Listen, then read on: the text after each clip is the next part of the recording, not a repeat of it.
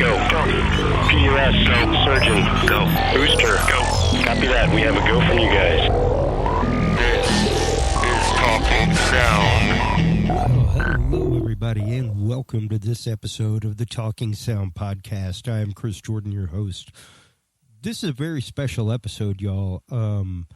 It's not actually a live episode where I'm interviewing an artist or an engineer as usual. It's actually a panel that I got to take place in at Comicpalooza in Houston this last year for starting a network, for starting a podcast network, the HC Universal Network. And I was asked to come be on a podcast panel with my wife, who also owns the network, as well as a couple network owners out of Houston, and Ming Chen from the Comic Book Men show on A&E, as well as the I Sell Comics podcast and his network.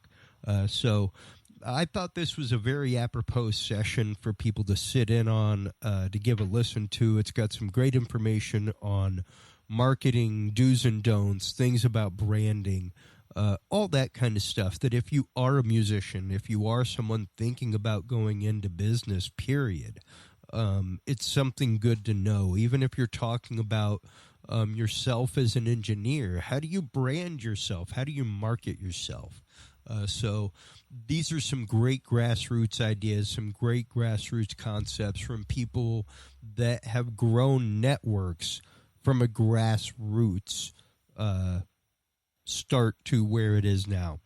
So hold on, hang tight, and enjoy this episode of the Talking Sound Podcast. Excited about this panel because when I found out that we were going to be doing it, I was really excited to learn from everybody. And I thought that it would be a great opportunity for us to discuss, even, in our small ranks here, just like how we get it done and like what it requires to do podcast networking.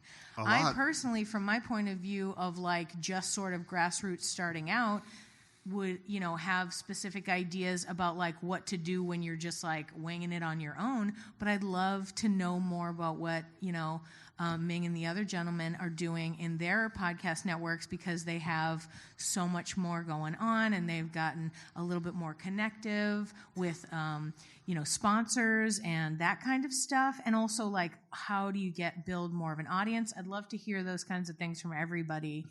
And I feel like since we're all here together in a tiny room together to hug and be friends, then we can all just be like, what do you want to learn? And then we'll all try to help each other. Yeah, that's fair.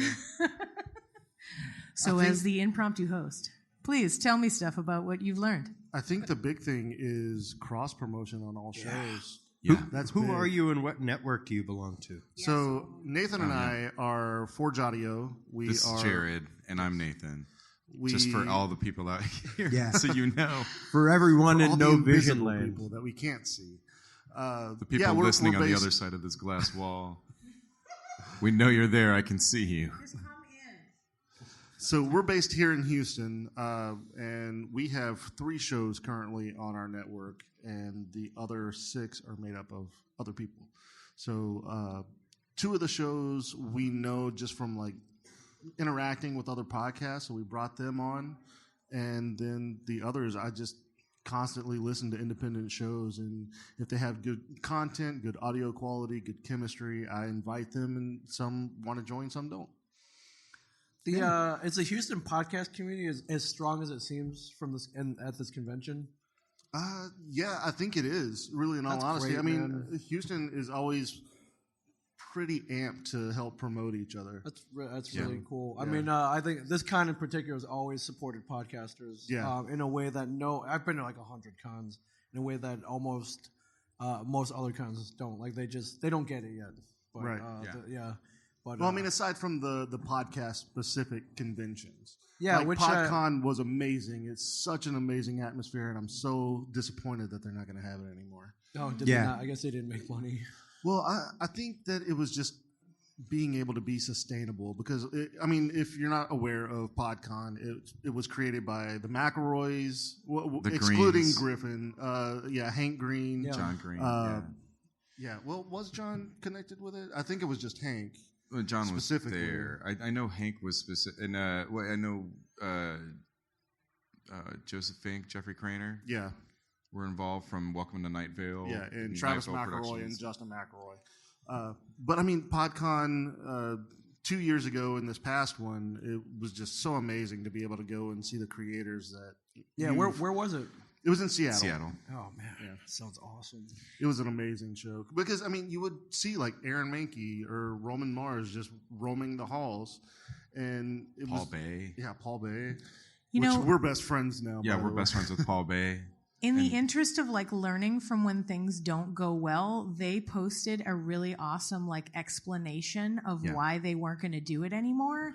And I didn't even know about the podcast like event until I read the "sorry, we're not going to do it anymore" thing.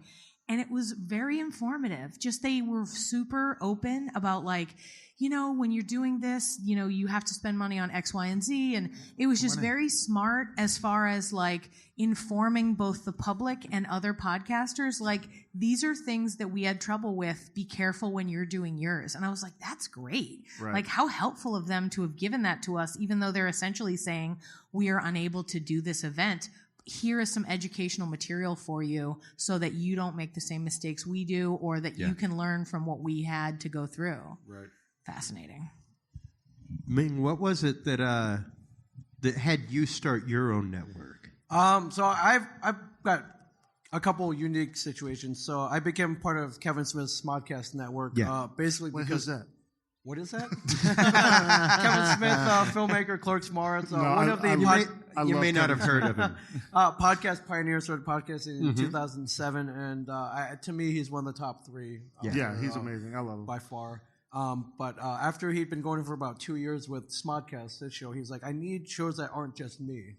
Yeah. And so me and Mike Zapcic, my usual podcast host, got thrown into it because he needed content, and so he went to his friends and employees first to create content. But I was very hesitant at first because I'd never podcasted before. I was a guy who would upload his podcast and get it out to the world. And so coming from him, a guy who was famous already, who was probably one of the best storytellers alive today, a guy who could do stand-up comedy if he really wanted to. Oh, yeah. And a guy who wanted to talk at length with no rules. So this was the perfect medium for him. And I was like, why do you want me to do this? You're famous already. You're a great storyteller. You have a huge built-in audience. Of course people want to listen to you. Why do you want me to start a show? And it was like, I need shows that aren't just me. And it's not that hard. And I'm like, I'm not Kevin Smith. I can't podcast. I didn't go to the Connecticut School of Broadcasting. He's like, no, you don't get it. He's like, you know what? He's like, what do you love? I'm like, I like Star Wars, comics, and food. It's like, that's a podcast. I'm like, really?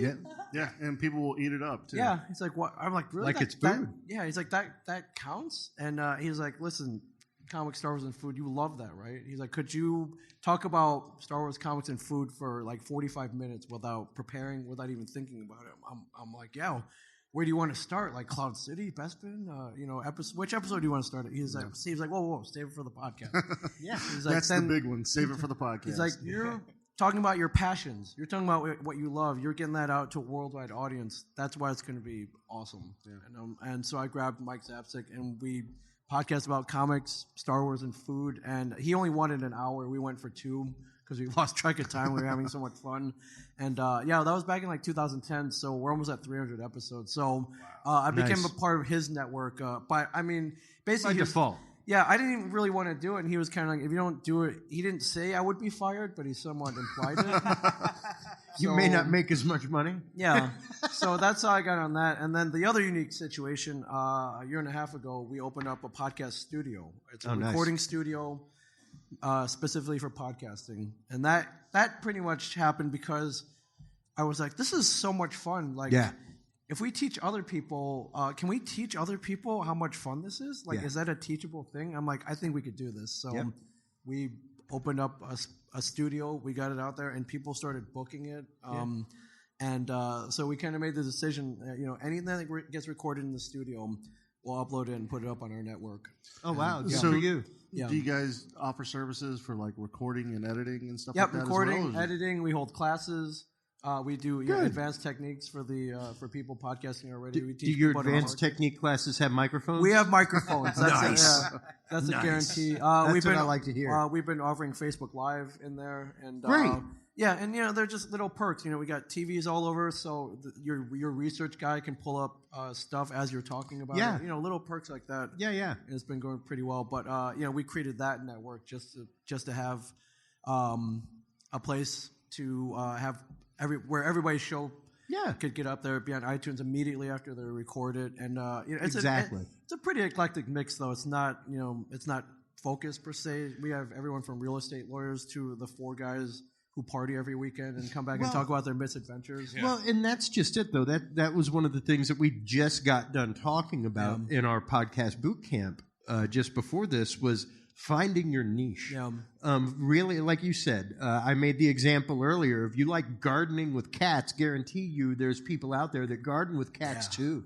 Yeah. If you like eating ramen noodles and talking Star Wars, guarantee you you could fill this room. I'm sorry, did I just describe every Thursday night for you? I mean, like every weeknight, basically.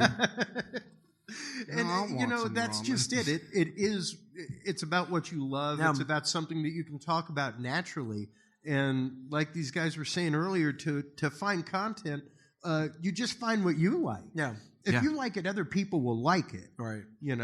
And that's kind of what we did. Like I had 2 shows. My wife had a show. My buddy Billy had a show. A guy I used to do broadcast with had a couple shows. I was like, dude, a whole bunch of mules pulling the same cart that way is going to get there a whole lot faster than all of us stabbing in the dark. I think the main thing, though, is that a lot of people, whenever they start a network, they just pull in their friends. And they all do, like, all of our friends have these shows. So, sure. You know what? I love my friends. I'm friends with them for a reason. But if they have a terrible show, I don't want them on my network. No. Absolutely. But I think that it definitely has to be something that you grow together. You have to find the right content. Something you can't just have like one of everything. Like, I mean, yes, there is somebody to listen to everything. You are correct, but you have to have like a niche within the niche. You know, your content has to be linked in some way. You can't just have like a bunch of random stuff and hope that people, connect with your network because they just like all this random stuff. You want them to go from one show to the other, to the other, to the other. And cross-promotion between those shows is very important as well. Yeah, and that's just it, was finding people, number one, who promoted as much as I gave the example earlier of 3-to-1 ratio. Mm-hmm. You spend an hour in the studio, you need to spend 3 hours promoting every week. I'm stealing that one too, man. I love that. That's great. I mean, I spent years working with rock and roll musicians, and that was the first thing that I, like, whenever a band was like, we would like you to be our sound guy, it was like, okay, you're hiring me as a part of the band. And if you sucked, I'm going to tell you. Yeah. Because that's my job. Like, I had to tell somebody not too long ago, like, okay, I'm putting my friend hat aside now, and I have to put on my producer hat. And here's the plain truth. Like, you started your show in a vein and then totally went a different direction with your show. And you didn't tell the people who were, like, promoting your show. Right. Like, you started a show about psychology, and now it's not about psychology. And now it's about Legos. Like, it suddenly went into politics and, talking about other things. And it was like, where'd it go? You lost your focus, and now you've lost the audience. Right. And it's hard to wear that producer hat. It's great to bring your friends in, but like you said, at some point you're going to have the uncomfortable conversation of producer to content. Yeah. And trust me, all my friends know my producer hat. Yeah. They all know it very all well. Too well. May I ask a question to each of the other networks, and we'll answer it as well, but when you are offering, and you can share or not share as much as you'd like, but when you are have a new podcast coming in, what are you essentially offering them? Like when you say, do you want to be part of my network? What are you saying that you have for them that they don't already have? So I think every network is different.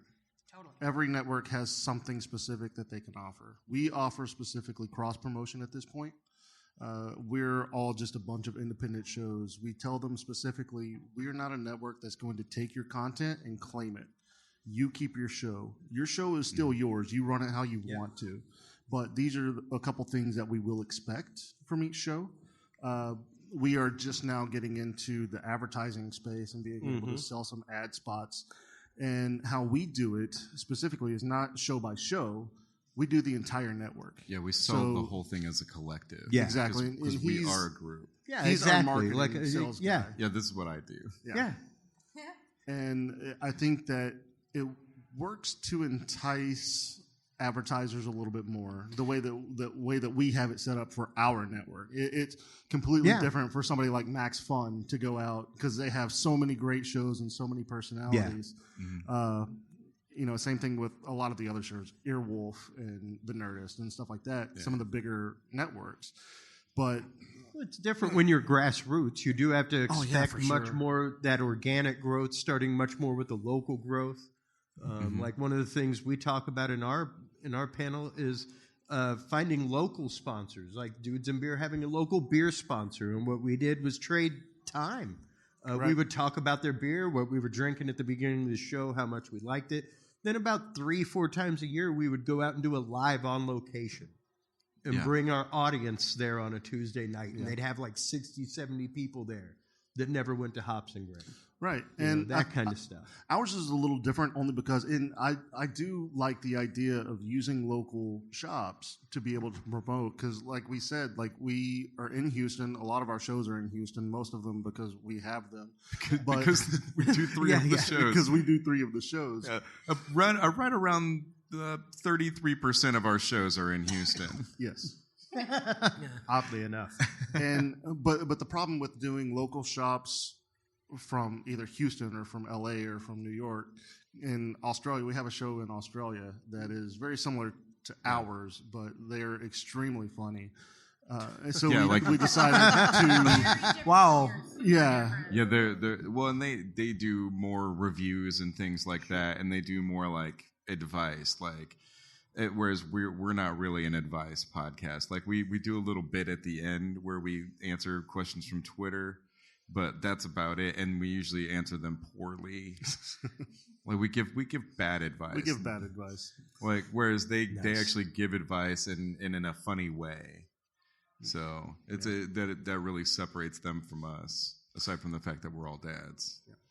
But it makes it a little hard for us to do local shops just because not all of our audience is going to be in Houston. Sure. Not all of our audience is going to be in the United States. I mean, that's for every podcast. Well, yeah. But, I mean, we try to branch out as much as we can. Well, it's also the fact of, hey, you've got a local brand that you're trying to grow to another spot, Yeah. Come to the website. Come order, It is an easy way to provide an affordable way for internet advertising for local companies, for people to go to their website, purchase things, that kind of stuff.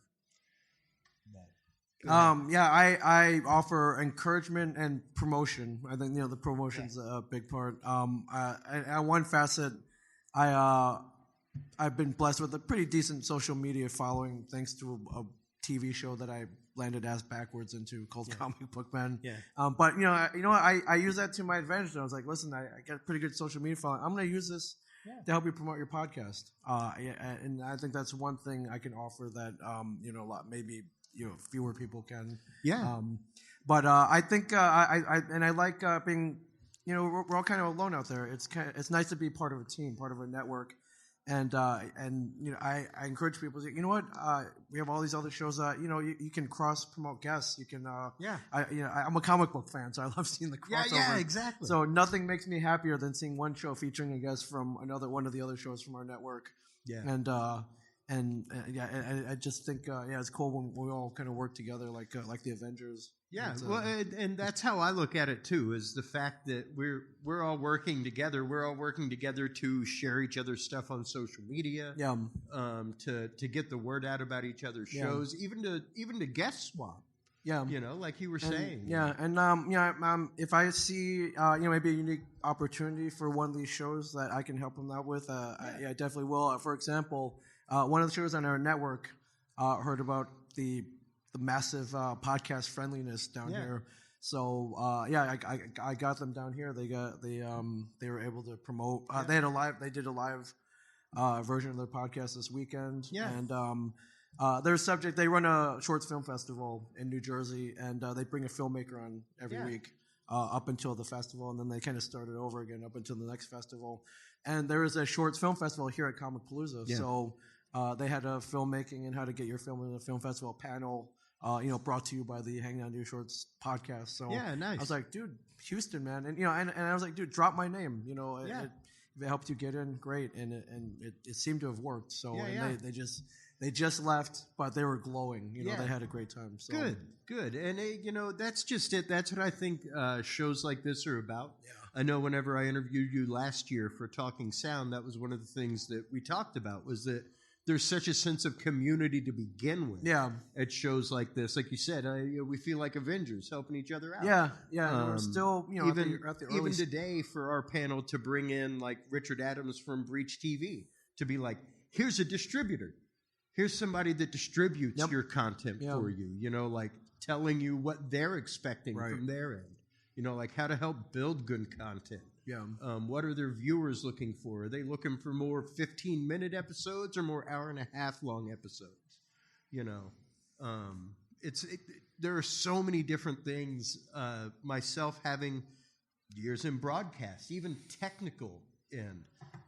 There's so much that we can share from so many different aspects. Oh, yeah, for sure. It's like, hey, you ever used this mic before? What do you think of this recorder? I want to... I want to do it remotely. What kind of gear would you recommend? Yeah, exactly. Little things like that. It's great to share information like that. Especially it's a medium, still very much in its infancy, and the more we can support each other, the better we're all going to do. Well, and I think for me, it's very much the last word in it. Network. The idea behind networking is getting together, talking, chewing the fat. Like, my God, man, how's the market treating you right now? Like, have you seen a dip in your numbers the way I have been?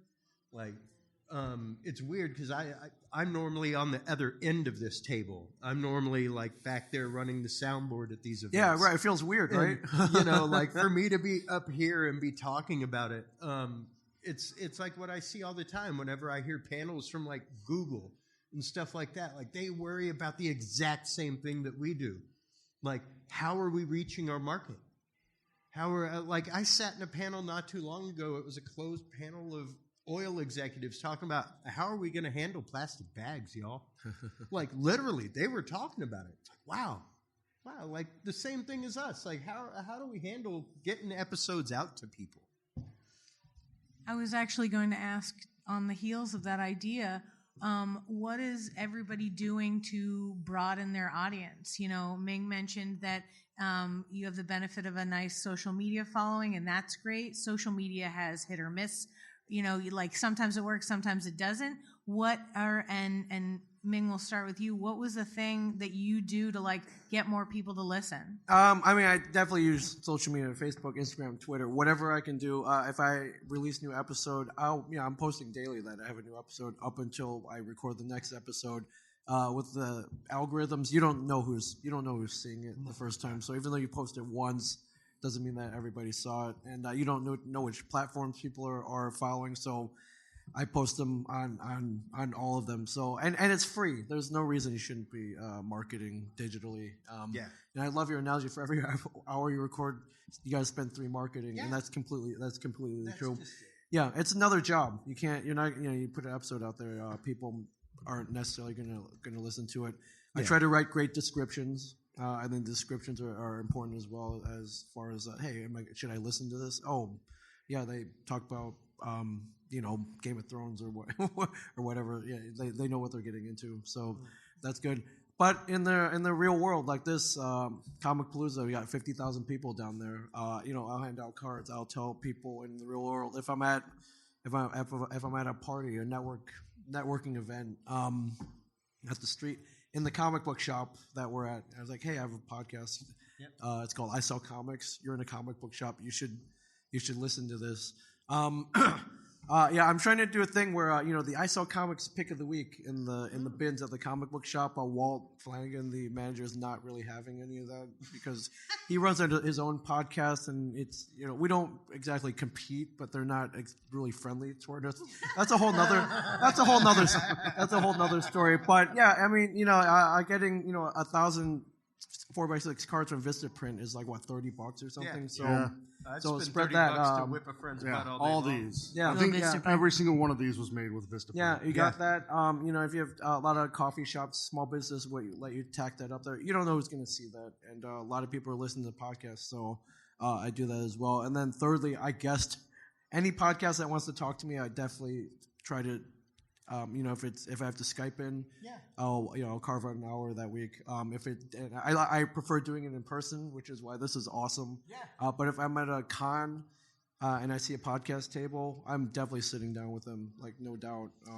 Oh yeah, you were the most approachable guy in the world last year. Whenever I came by your booth, I was like, I'd love to interview you. Like, when? Right now? Yeah, and even cool. Let's go. Like, let's like, okay. You got your gear. Like, and he was like, whoa, you actually have microphones with you. It's not just on your phone. Yeah.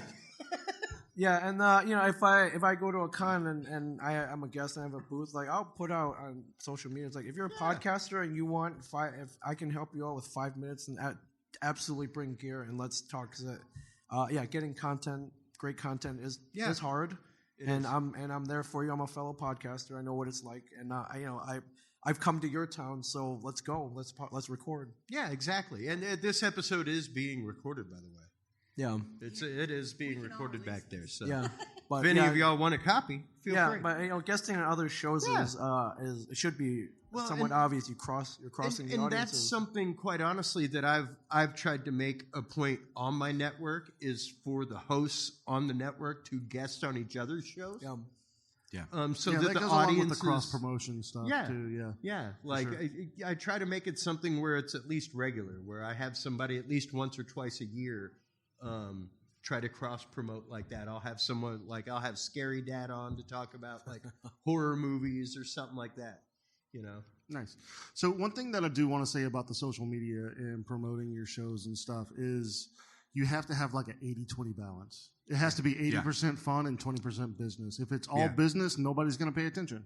Yep. If you're just trying to sell them on stuff, they're not going to watch. Yeah. They're not going to listen. They're not going to interact with you at all. If you make it fun for them, then they're going to pay attention. Yeah. And that's one thing we do on Facebook, especially for Hi Hungry I'm Dad, is we'll put out, like a question. It's something, it could be really anything, and then it's something that we bring to the show. We'll talk about the Facebook question of the week on the show, or and then read their comments. Yeah, and we read their comments because people want to hear that. Yeah, if you hear your name being, and your comment being read on a show, you're going to listen, and you're going to tell people to listen. Exactly. And that's one thing that we've really implemented over the past 3-4 months. Yep. Yeah. And it's been a big help. Like we've seen our numbers jump just for Hi Hungry, right? But through cross promotion, just through our network, some of our shows have doubled their numbers. More than doubled. We had one show jump from like 900 to over 2,000. Yeah. In just the month that they were with us. Yeah. And that was just due to cross promotion from other shows. Yeah, exactly. People sharing their posts like, "Hey, look, our new friends just released an episode." Right, exactly. And not only that, one of the big things I see all the time as far as social media is people asking the question whether or not they need a page or a group. And my answer is yes. Yeah, definitely. And a website. Mainly because you need a website. I use my group to engage my audience. That's where I put, like, Dudes and Beer is very topical. We talk about a lot of things going on in the news. So I post news articles like barrages during the day. Yeah. And it pokes people and it makes conversation. And I can see what people are thinking about. Because even though it's news, it is still entertainment. News is entertainment. The page is only disseminated from the website. Anything that posts to the website, like tonight there will be a post, "Hey, Tuesday night, check this out."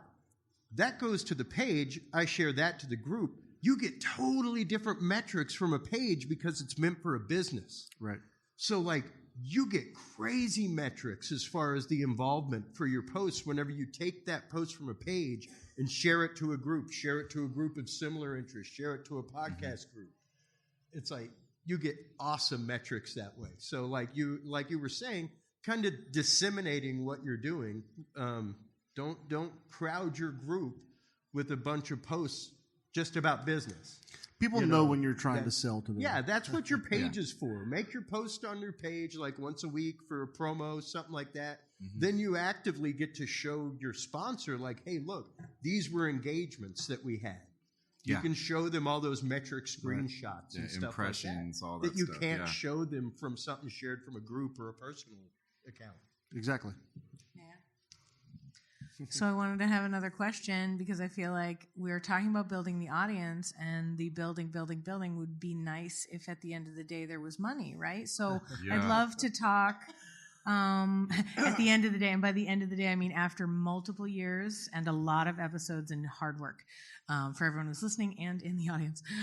Tell me what you guys are doing. Like, how are you trying to move towards or currently receiving monetization options for yourself and your podcast and other podcasts in your network? I know we're newer to it, so we're, looking to learn, and also, like, I'm sure the audience would love to hear. Patreon is a big one. I know that they keep changing some stuff on their end from time to time, so it does make it a little bit difficult. But, if you're putting out bonus content and people are constantly going to Patreon and subscribing to your extra stuff, that's an easy way to make money off of it. Some really successful ones are like Girl in Space. They are Goose completely Buds. independent audio drama, and they are amazing. Like the Bright Sessions started out, and now they just signed on with their exclusive for Luminary not that long ago. So, making money is definitely something, especially for audio dramas. There's a lot of money that goes into making an audio drama. Yeah. We are actually writing 2 as of right now, so that's something that we have to figure out in how to make the money before the show comes out, so we have the money to put into production. But I think that just making good content and being able to make a network that is full of great creators goes a long way for presenting to advertisers, especially if you're starting out where nobody knows your name. Indeed. What do you think of Meg? Getting ads is tough with so many people out there. Ultimately, they're looking at numbers, and if you don't have Serial or This American Life numbers, it's going to be tough. Yeah. So I went within the family. I went to the people who would make it hard to say no. I went to my friends with successful businesses first and foremost. So we when we opened the studio, I was like, hey, let's get the studio sponsored. Let's see if we can. Not only get a little bit of money back, but promote their businesses as well, so everybody wins. I hit up a bunch of my friends with successful businesses. You're going to get a lot of no's. Most of them were like, hey, we're not really at that point right now. But we got some yeses, too. So the guys who worked sound on Comic Book Man got inspired by working on sitting in a comic book shop, shooting our show. They decided they want to start a comic book publishing company. Nice. It's called Blue Juice Comics. Blue Juice in reference to Star Wars, and I was like, dude, it's blue milk, isn't it? So they're like, well, it's too late. Too late now.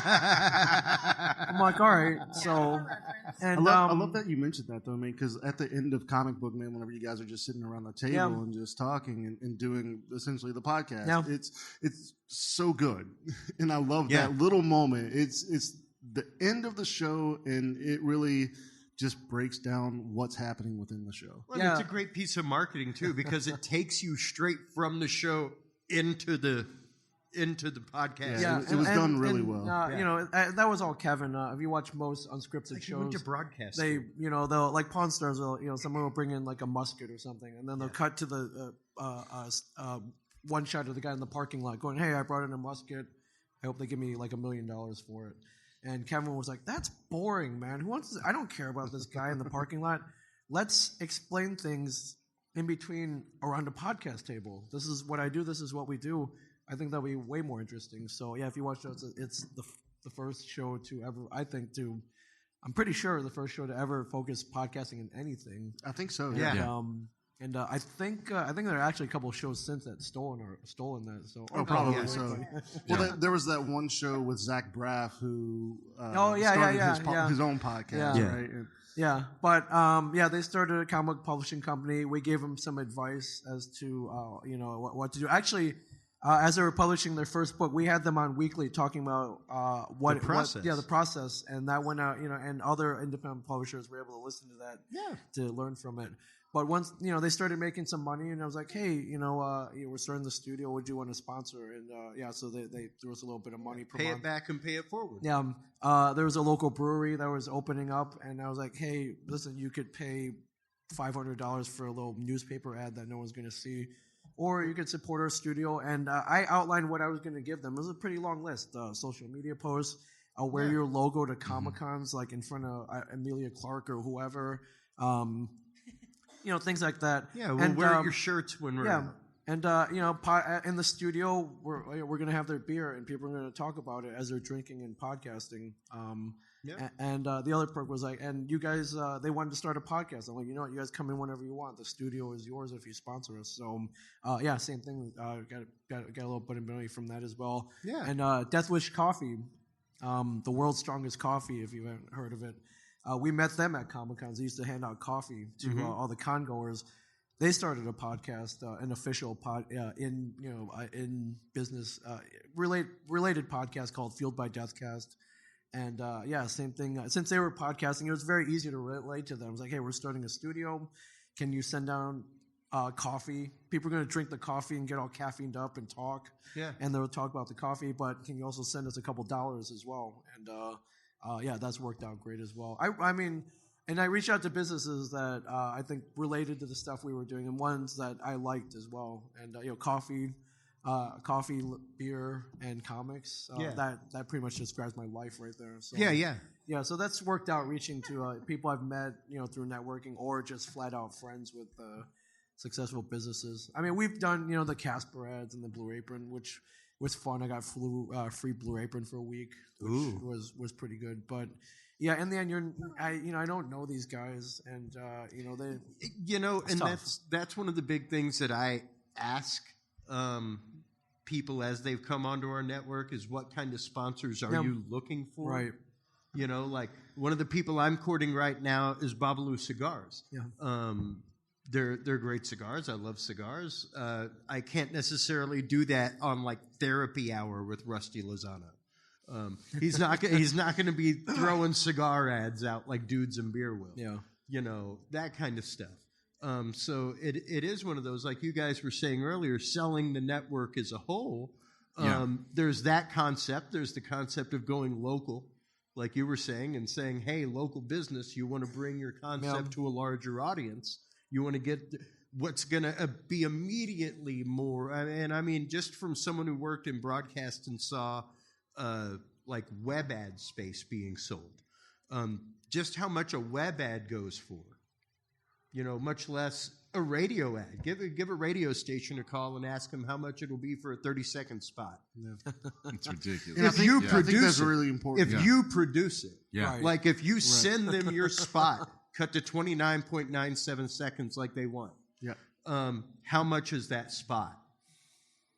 And then gauge your audience from that. It's going to be a few $1,000s. You probably aren't at the point of a few $1,000s yet, but there's nothing wrong with asking a couple $100. Yeah. Hey, I was just thinking, there's because you mentioned the radio and the radio things.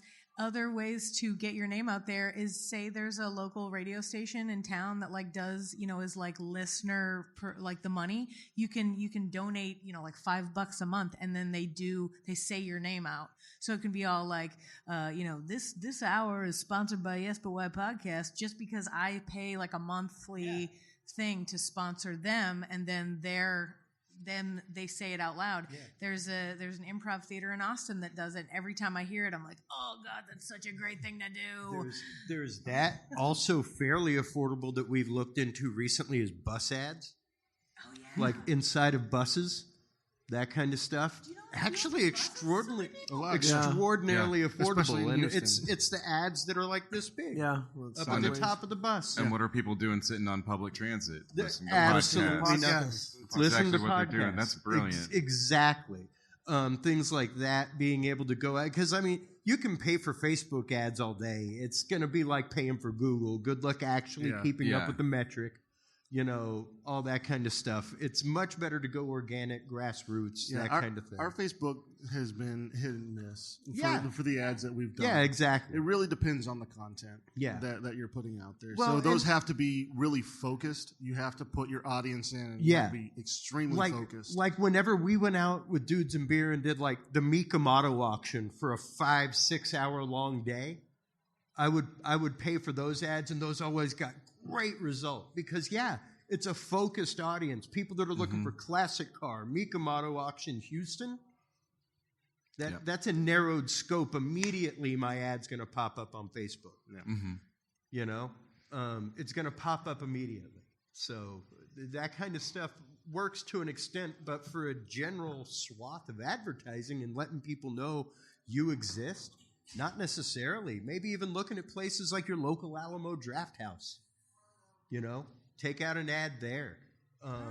Things like that are not. I mean, good God, man! People ask people to the prom all the time with an ad at the movie that they're going to see. It can't be that expensive. What are the bus ads running at ballpark? You know, in Austin, surprisingly enough, even for like South by Southwest, it was into the few hundred dollar range. That's not bad. Oh, it's absolutely reasonable. It was to the point of like $1,000 a month or something like that for a few ads up on, and you have to use their printers, you know, all that kind of stuff. Because side of the bus. Yeah, you can get like a whole side of the bus. I wish Your face would look great on the side of a bus, Ming. Yeah, I wish you guys had said this, you know, before the con. I get no money from the city bus system, folks. What were you saying? I said, I wish you guys had said this, like, you know, a couple weeks ago, and we could have done this for ads for this con. Yeah. Because there's so many people here. Yeah. Who, I mean, almost everybody here listens to some sort of podcast or listens, you know, something. And if we just had like an ad on like, you know, the pedal cars and stuff. Yeah. Because they do ads on the back of those. Contact them. Like, I know a pedal car company in Austin. If you guys want connections, I got them. Weird stuff, things that are unusual, things that you don't think of. The big companies are not going to take those, so take them. Let's get in there. People are staring at them like on the bus or like you said in the little pedicabs. Like, absolutely. You have to think outside the box. Yeah. Yeah, provide pedicab companies with some shirts and pay them for one day a week. That's awesome. You know, believe it or not, a QR code will work on the back of a shirt the same way it will on a poster or a handbill. You know, I'm What glad else is you that mentioned person QR doing in the codes back because of the there are a lot of pedicab? people who swear that QR codes do not work. I don't know who he's talking about. I don't know. I work a lot of. don't like them, but they really do work. I work a They're lot so of easy. corporate events, and I rarely see things without a QR code on them. Yeah, I like the way you pointed at my QR code. Yeah, I like it. Nice and big, easy to scan. It's great. It's super easy. Most people like Firefox used to. I don't know what happened to it, but they used to have a little QR code scanner up in their search bar.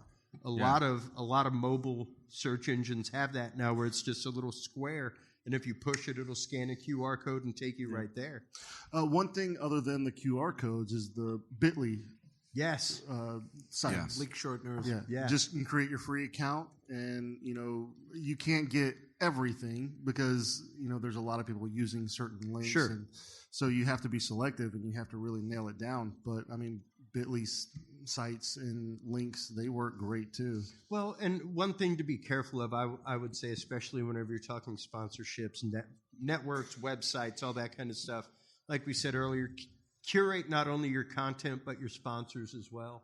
Yes. It's one thing like the Smart Business podcast does a great show where they're like 5-minute episodes, and he basically answers a question from somebody that called him like, hey, you know, I started this business and I've got a niche market. I sell razors for gentlemen. What can I do to better my business? And he'll do 5 minutes on that. Boom. And you go to his website and you can actively see like a counter of what his income is for the month. Smart Passive Income is the name of the podcast. And it's phenomenal whenever you go and start looking at that and seeing that, like, there are affiliates that you can get to, but you have to pay a membership in order to access all those affiliates. Mm-hmm. So, like, there's an affiliate page that, like you were saying, you don't want to bombard people with a bunch of ads on your public stuff. But if you're going to pay $1 a month, hey, chip in $1 if you like what we're doing. At that point, the affiliates link page is open to you. And you can go get discounts on Nike. You can go get discounts on that. You can go get discounts on this. And you can use the things like Conjunction Junction, I think it is, something like that. And different VIG link, that kind of stuff, where it's just mass affiliate links like what you see on typical ads on websites, where it's like, oh yeah, here's what you've been browsing for. You can still utilize that without junking up your website and still use it as premium content, where these people get access to all these things when they pay the $1 a month. Even releasing, like you were saying, specialized content through Patreon, that kind of thing. People don't really see this fractal aspect to the industry and the fact that it's just another fold of what you're already doing. When it really comes to marketing, it's just another facet on the exact same gem. You're still creating content. You just now have to make your content attractive to your sponsor. So we got about 10 minutes left. I'd love to open it up if anybody has any questions, so that people who maybe are working on network stuff or are interested in how to organize podcasts or anything like that can ask us any questions. And if you don't, then we can keep talking about whatever we're talking about. But just wanted to give you the opportunity to ask questions if you had them. Please ask us a question. There's 5 of us and 6 of you. Please, God, somebody. Oh, 7. Sorry. Did I hallucinate a hand? Probably. No questions? It's No. fine. That's all right. I just wanted to give people the option. Sir, your questions. Oh, yeah. Kelly.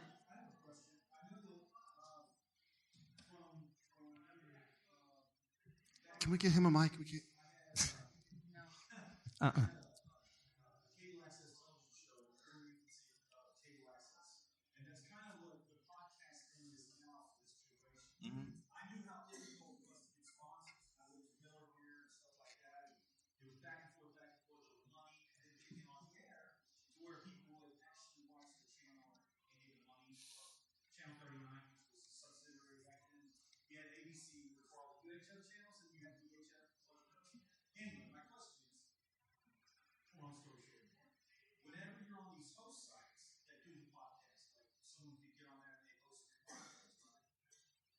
Is there issues with, say, getting a national sponsor? You got, like, say, the Harry's Shave guy wants to advertise on your thing.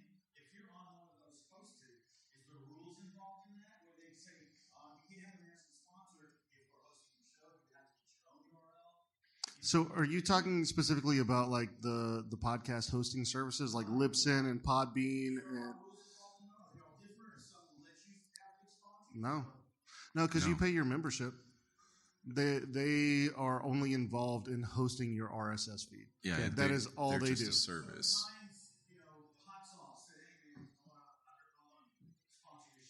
Give me your money then. I love Heinz 57. Yeah. It's one of my favorites. It's been in my family for generations. Now, The distribution sites are just there to put out the content. They're not involved in any of the sponsorships. They can provide you sponsorships. There are certain platforms like Spreaker and the like who will connect you with it. Like you can sign up to have ads that they add, and then it's people they found, sponsors that add. But it's mostly like before your content starts, it'll be like, here's a Spreaker commercial for this bed, and then your thing starts. I'm going to be honest with you, though.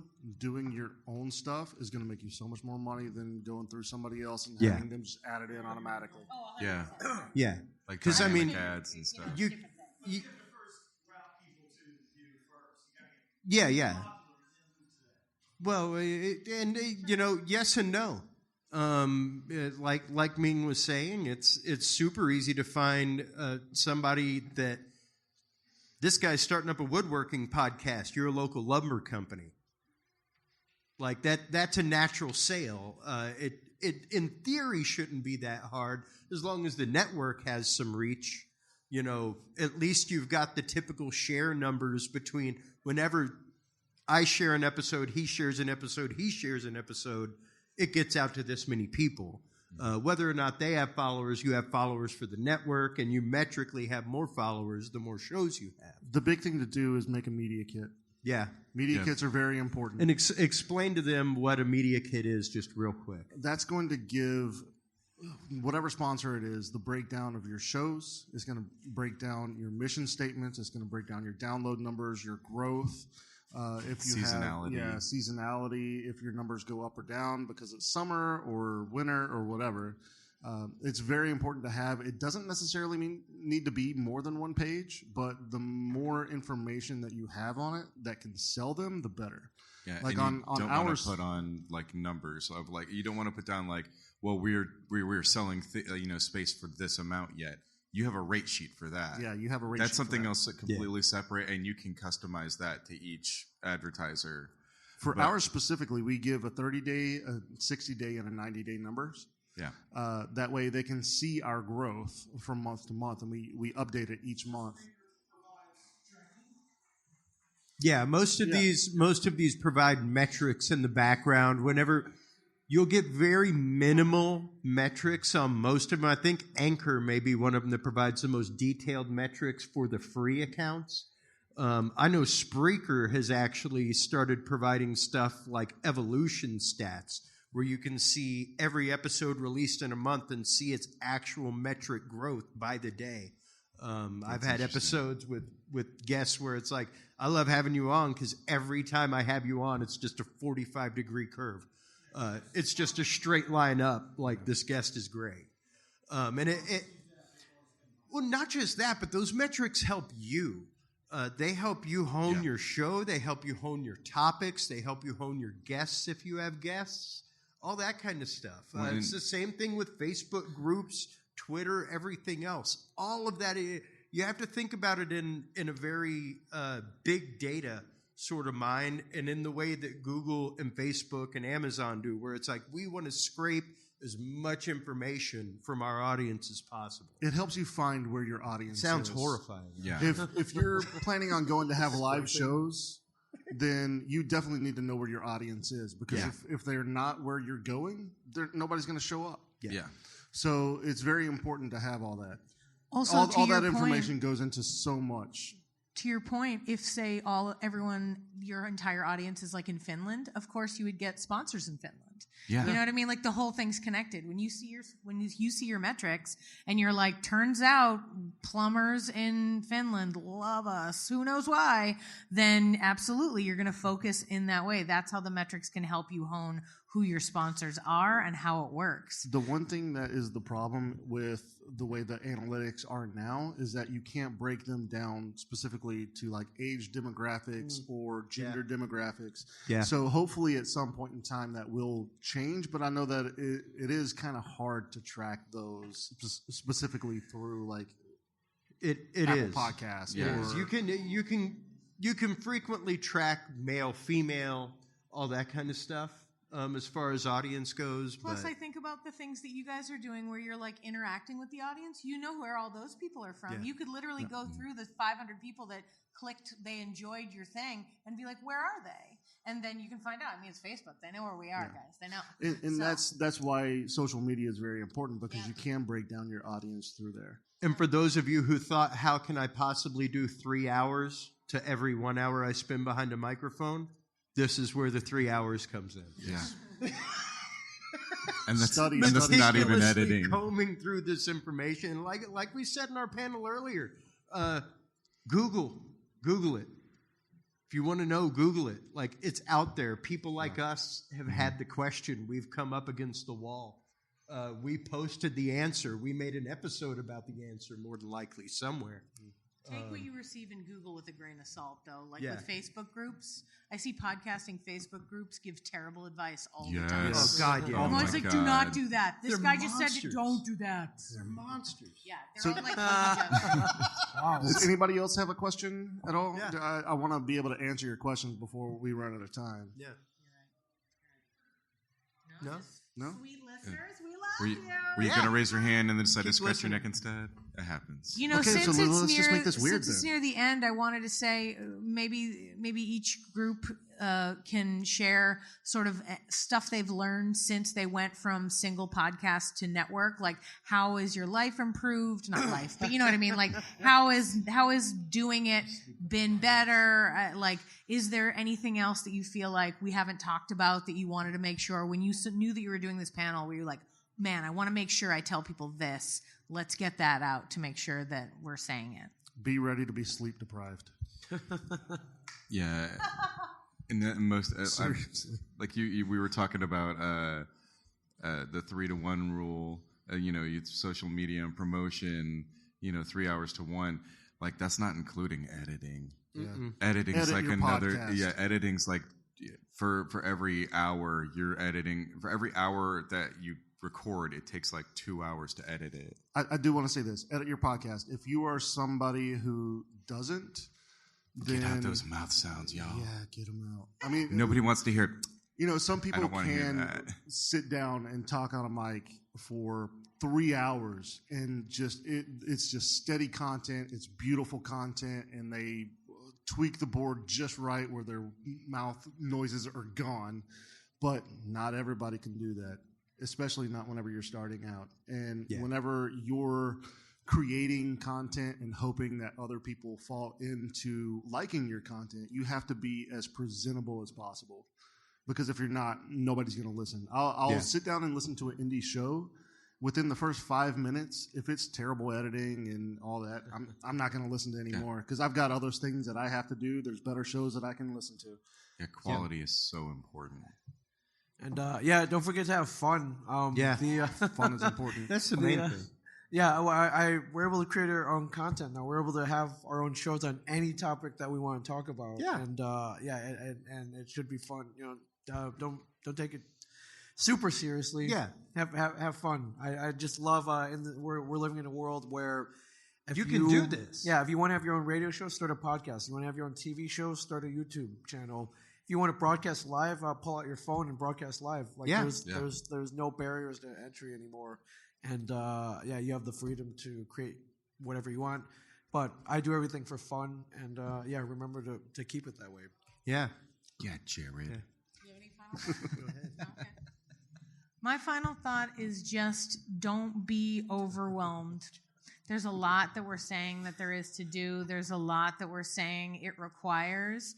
And I feel like if you're putting out content that you care about, that you like, and at least your friends like it, then the work will be okay. Every time I do an interview with somebody, sometimes right before I do it, I'm like, oh God, I'm so tired. But as soon as I talk to them, I am like refreshed and happy and so fulfilled that I get to speak to this person and they get to tell me some cool thing about the work that they're doing. And sometimes even when you're held back, the work that the podcasting that you are putting out there, it fulfills you like doing good art. Like if you're an artist and you're putting that out there, I know there's a lot of hard work, but I don't know, it makes my heart warm and it makes me feel like I'm doing something in a good way and I'm trying to help the world. And I feel like that trumps anything that, any tough stuff that's going on. It's like, I don't want to do it, but it's okay because it's worth it. Yeah. Chris, final thought. Well, for me, it's very much like Ming said, have fun, enjoy what you're doing. That will shine through. It will always shine through. That's called staying true to yourself. When you're true to yourself, you're true to your audience. Never betray your audience. Like that's the biggest rule in broadcast. Don't let your audience down. The day that you're not you, your audience will know. and they'll leave. The best thing that your audience can tell you is whenever I'm listening to you, I want to jump in the conversation. Yeah. That's when you know that you're really engaging them in what you're talking about. Or when they say they talk to their radio. I do that sometimes. Yeah, right? No, they're not there. Somebody's trying to think of something, and you're like, "Oh no, it's Captain America." And, you know, that was in Winter Soldier. Yeah, you're correcting them and stuff. Yeah. No. I think that is our time It is. here on this panel. Thanks everybody for being here. So I'm going to go ahead and give us 30 more minutes, guys. Do we have 30 more minutes? No. Wait, before we finish, since we are recording this and we'll put it out, let's all say our names and our podcast so that you guys can listen to it. And also, yes, dear, keep talking. Okay, I am Amy Jordan, and I do the Yes But Why podcast. I interview comedians, and it is yesbutwhypodcast.com. I am Chris Jordan. I am the host of the Dudes and Beer podcast as well as the Talking Sound podcast. And that is dudesandbeerpodcast.com or dudesandbeer.com, as well as talkingsound.com. And you can find both of us and all the other great content on hcuniversalnetwork.com and on our free app. My name is Ming Chen. I run A Shared Universe podcast studio, which you can find at ashareduniverse.com, A Shared Universe all across social media. Also listen to the Ming and Mike show, and I Sell Comics. I am Jared McClelland. I run Forge Audio with this guy here. It's forgeaudio.net. We have 9 shows on our network right now. We're actually going to be adding a few more here pretty shortly, I believe. We do Hi Hungry I'm Dad, The Spook Squad, and The Mundane and the Arcane, which is a D&D 5e actual play podcast.